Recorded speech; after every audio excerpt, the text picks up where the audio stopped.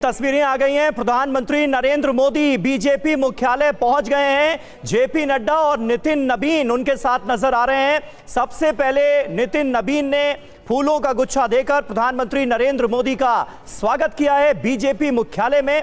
आज निश्चित तौर पर भारतीय जनता पार्टी के लिए बदलाव के लिहाज से भी, नेतृत्व परिवर्तन के लिहाज से भी एक बड़ा दिन है। प्रधानमंत्री नरेंद्र मोदी बीजेपी हेडक्वार्टर पहुंच गए हैं। नितिन नबीन को एक बहुत बड़ी जिम्मेदारी दी गई है ऐसे वक्त में जब इसी साल कई अहम राज्यों में चुनाव होने हैं। साथ ही साथ बीजेपी बहुत तेजी के साथ मिशन साउथ को आगे बढ़ाती हुई नजर आ रही है, क्योंकि अगर साउथ की बात की जाए, दक्षिण भारत की बात की जाए, तो कर्नाटक के अलावा अभी और जो राज्य हैं साउथ इंडिया में, दक्षिण भारत में, वो अभी भी भारतीय जनता पार्टी के लिए एक चुनौती बने हुए हैं। ऐसे में अगर चैलेंजेस की बात की जाए, चुनौतियों की बात की जाए, तो नितिन नबीन के सामने कई चुनौतियां नजर आती हैं। उन चुनौतियों को कैसे पार कर पाएंगे नितिन नबीन, संगठन में आने वाले वक्त में बदलाव क्या होंगे, और एक युवा नेतृत्व की झलक बीजेपी की सरकारों में किस तरह से नजर आएगी, आनंद, ये भी देखने वाली बात होगी। की बात है तब सबसे सामने जो है पश्चिम बंगाल का चुनाव है, तमिलनाडु का चुनाव है, पुडुचेरी का चुनाव है।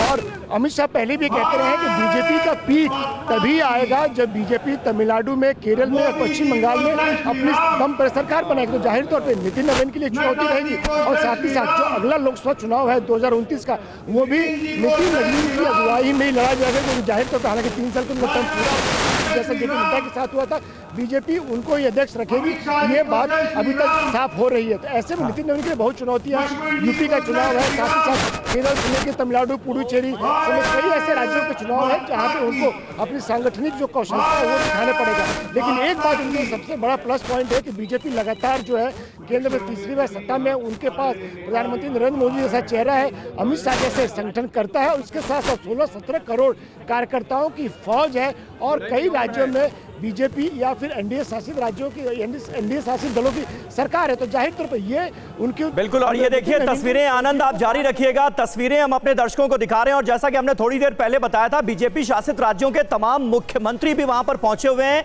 तस्वीरों में आप देख सकते हैं प्रधानमंत्री नरेंद्र मोदी पहुंच गए हैं भारतीय जनता पार्टी के मुख्यालय, और तमाम जो मुख्यमंत्री वहां पर बैठे हुए थे पहले से, उन्होंने हाथ जोड़कर उनका अभिवादन किया है।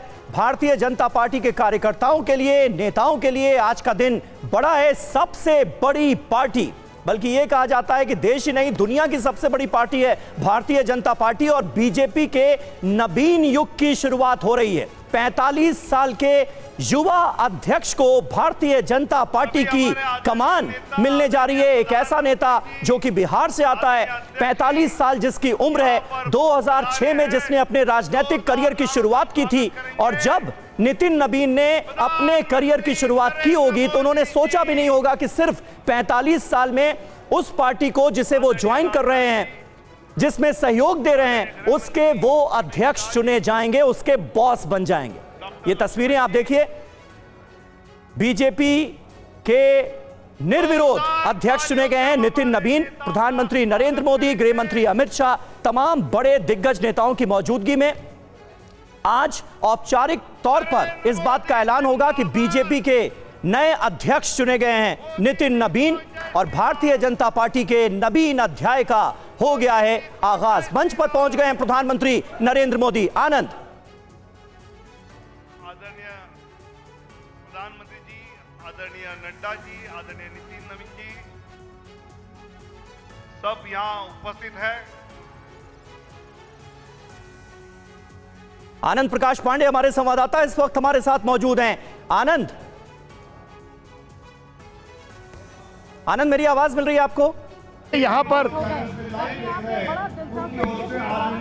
जी बिल्कुल, जैसा कि आपने बताया कि प्रधानमंत्री नरेंद्र मोदी का स्वागत जेपी नड्डा कर रहे हैं, और उनके एक तरफ जो है नितिन नबीन है, और अमित शाह, साथ ही साथ राजनाथ सिंह, नितिन गडकरी यहाँ पर मौजूद है। के लक्ष्मण जो कि चुनाव अधिकारी थे वो भी मौजूद है। अब से कुछ देर में के लक्ष्मण ये अनाउंस करेंगे। और ये देखिए जो बीजेपी जो मुख्यालय है उसमें अभी वर्षा की जा रही है, ये रंग बिरंगे जो जो सेलिब्रेशन की जो तस्वीरें आपको हम दिखा रहे हैं, कैसे जिस तरह से भगवा कलर के जो यहाँ पे सेलिब्रेशन किया जा रहा है, और ये बताता है कि बीजेपी के लिए आज का दिन और कितना बड़ा है, और साथ ही साथ नितिन नवीन के लिए भी कि और प्रधानमंत्री नरेंद्र मोदी और अमित शाह के लिए जिन्होंने नितिन नवीन का चयन किया है। हालांकि चुनाव की पूरी प्रक्रिया का पालन किया गया, लेकिन जिस तरह से एक 45 साल के युवा को ये मौका दिया गया तो जाहिर तौर पे सोच बताती है प्रधानमंत्री नरेंद्र मोदी, अमित शाह की, युवक की, वो बीजेपी के भविष्य को लेकर क्या सोचते हैं। जिस तरह से अटल बिहारी वाजपेयी आडवाणी ने अगली पीढ़ी को कमान दी थी, उनको तैयार किया था, तो ये जिम्मेदारी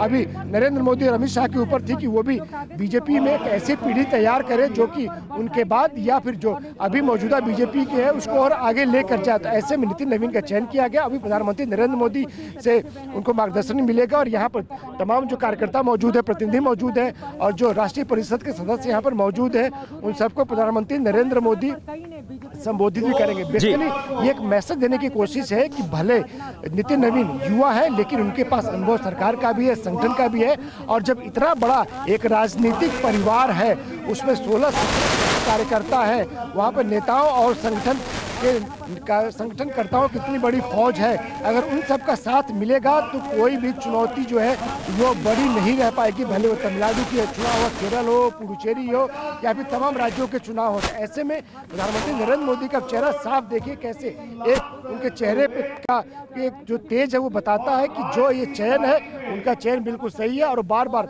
वो चारों तरफ देख रहे हैं। उनके एक तरफ जो दिल्ली बीजेपी कार्यकर्ता बैठे हैं, बीच में जो प्रतिनिधि है, और साथ ही साथ जो प्रस्तावक थे वो बैठे हैं, और दाहिने तरफ जो बिहार से जो प्रतिनिधि है वो बैठे हुए हैं। तो ऐसे में इस पूरे